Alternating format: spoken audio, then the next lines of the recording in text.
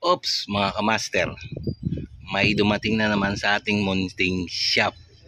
Isang window type aircon na carrier. Okay, 2 horsepower. Napakalaking aircon. Ang problema daw ay hindi na siya lumalamig. Umaandar lang siya pero hindi lumalamig. Ayun ang problema. Malaking problema ng may-ari. Okay, ating check upin to kung anong dahilan. Okay? Step by step mga kamaster. So kailangan check upin muna natin ha. Ito step by step to. Ito ha. Yan o, nakatutok na ang clamp ammeter. Okay, sa itong video na to, paalala uli mga kamaster. Para lang sa mga baguhan to ha. Pwede rin naman sa mga luma. Baka nakakalimot na kayo. Okay, ito step by step paano mag-check ng isang window type. Okay, non-inverter siya. Inuulit ko, non-inverter. Okay? O yan, tignan nyo. Kailangan nakatutok na kagad ang clamp ammeter nyo. Nakasaksak na rin ang cordon. Naka-off.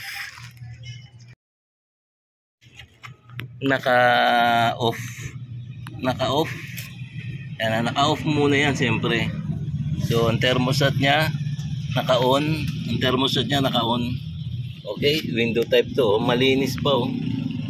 Malinis na aircon pero walang kalamig-lamig, sabi ng may-ari.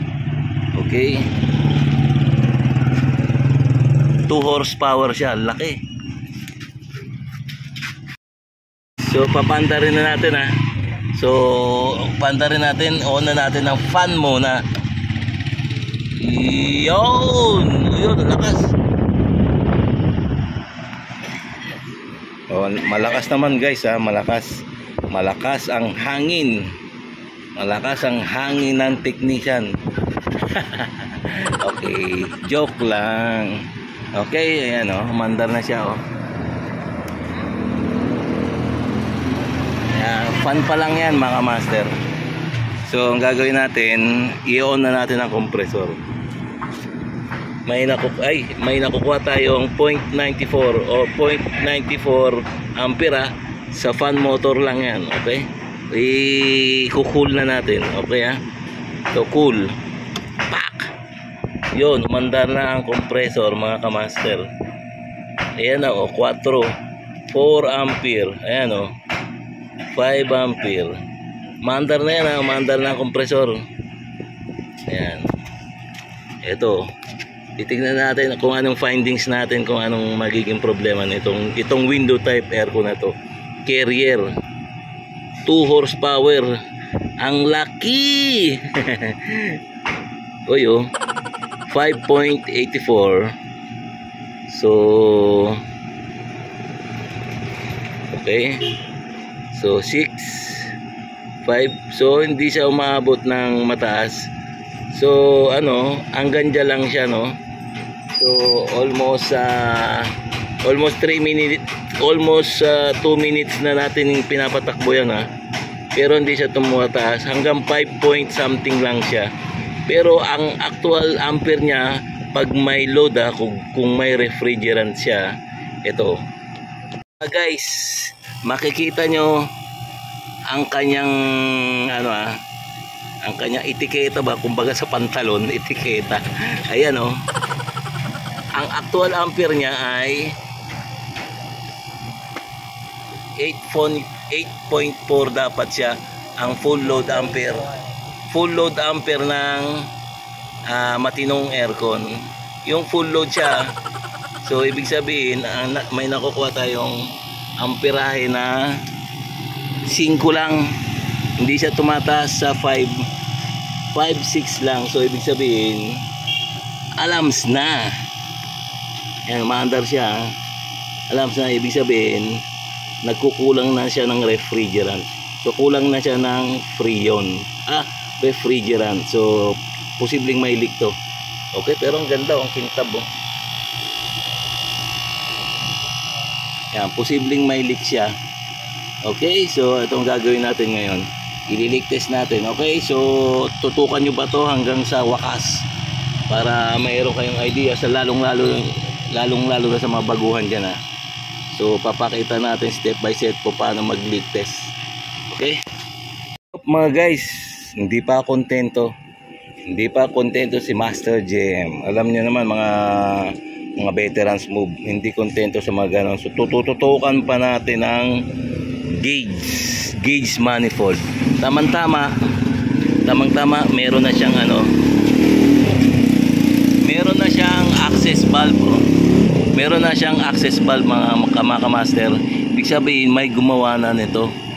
So may gumawa na siya ng ibang mga kababayan din natin na matitinik sa job, sa back job.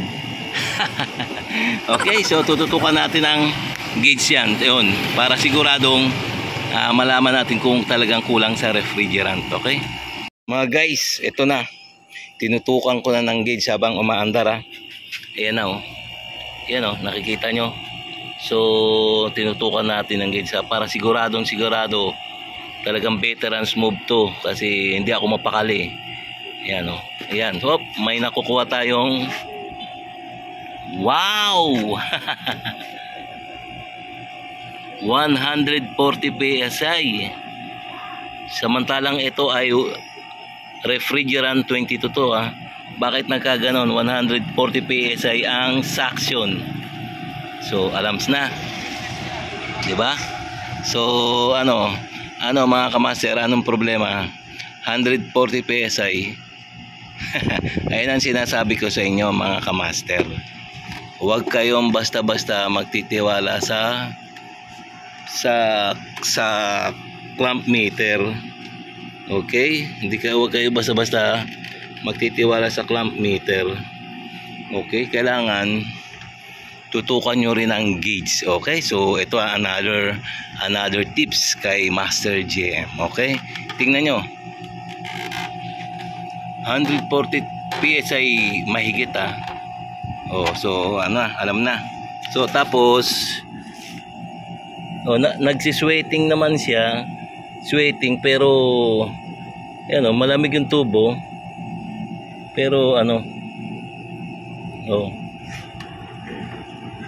pero walang lamig. Pero ang sakso niya 140.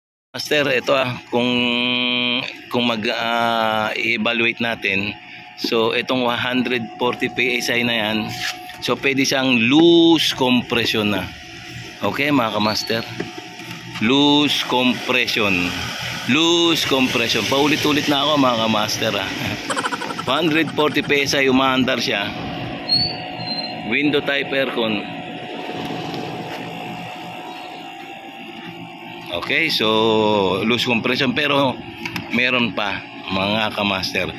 So last na to evaluation para siguradong tama ang ating pag-evaluate ng isang unit. May isa pang technique si Master JM. Itong discharge. Itong discharge line na to. Ito. Puputulin natin to. Okay mga master. Titignan natin ang ang kanyang pressure, kung pumapasok ng 300 PSI o 400 PSI. Okay? So tignan nyo. Puputulin natin yan. Lalagyan natin ng access valve. Tapos papaandarin natin.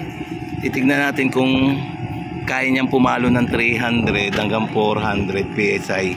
Doon natin masasabi na okay ang isang compressor pag pumalo ng 400, 300 PSI.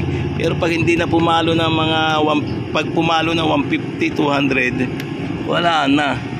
Sibak na ang compressor. Okay? So alam niyo na, another tips kay Master JM. Okay? So subaybayan niyo lang to hanggang sa matapos ang pag-check up. Okay? Umaandar 140 PSI window type aircon. So malaking pala iisipan to, Okay? So ayun huling na natin gagawin pag check up.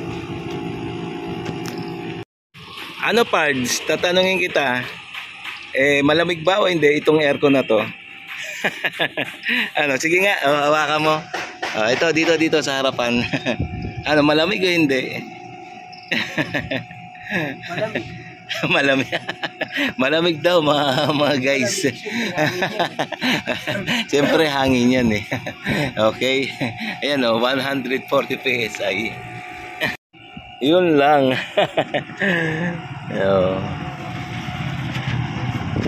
Okay, mainit naman oh. Mainit naman yung tube niya. Mga tube sa condenser. Oh. Ito ang walang lamig.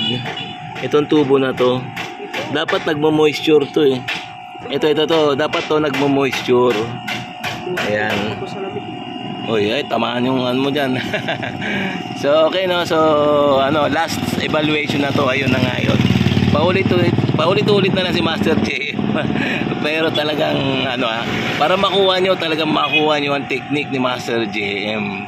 Another last na natin na tirada to, check up yun nga. Lalagyan natin ng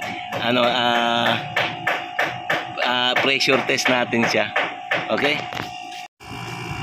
Ops mga kamaster, may napansin ako sa aircon na to. Tignan nyo naman oh. Kung papansinin nyo yung compressor napakaliit niya para sa kanyang katawan. Tingnan nyo oh. Diba? Kasi dati nang may gumawa nito, ewan natin mga walang hiyang mga technician yon, pinalitan ng mas maliit. Mas maliit siya oh. Mas maliit na compressor. Supposed to be, dapat ito 2 horsepower oh. Ayan oh. 1, 2, 3 tube yan condenser, ang kapal. So pinalitan nila ng mas maliit na compressor. Tignan nyo oh. 410 pa nga eh. Oh, tignan nyo 410 LRA 29. Nako, 410 ang preyon. Supposed to be itong window type aircon na to, lumang modelo na to. Yan oh. Oh yan oh, carrier oh. Oh 8.4. Kaya pala 8.4 kasi ang dating compressor nito refrigerant 22 ang ginamit.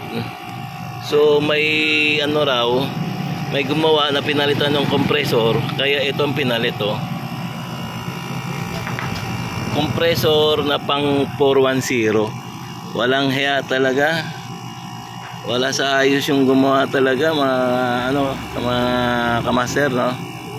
Sana mga kamaster, wag nyo gagayahin itong mga ginagawa ng mga ibang technician para magkapera lang. Hindi siguro niya alam kung anong horsepower to. Napakaliit talaga oh. Supposed to be ang compressor nan kapantay lang ng ng ito no, mismong bubong niya. Yan, ngayon ang liit oh. Liit. So talagang mali. Dito pa lang mali na.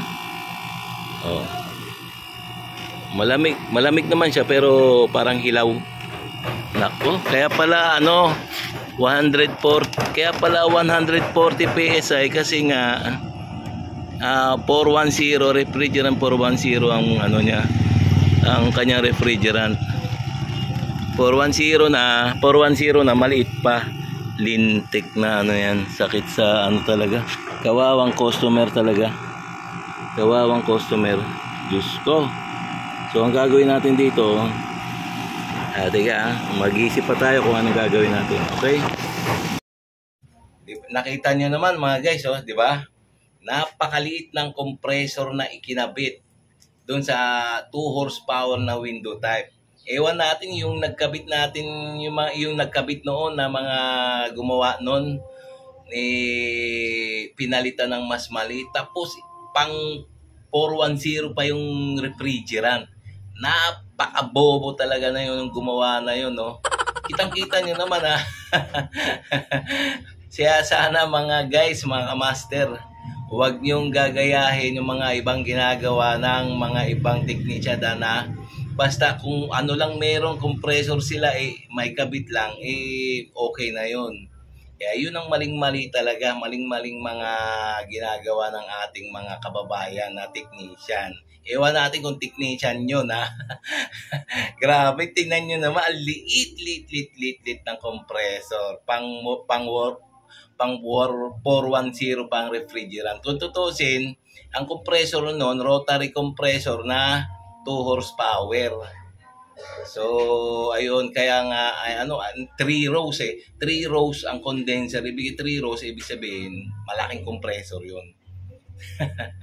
Ewan natin, bakit ba ganon? So, sana, silbing aral to o idea sa mga baguhan dyan na huwag basta-basta magkabit ng compressor.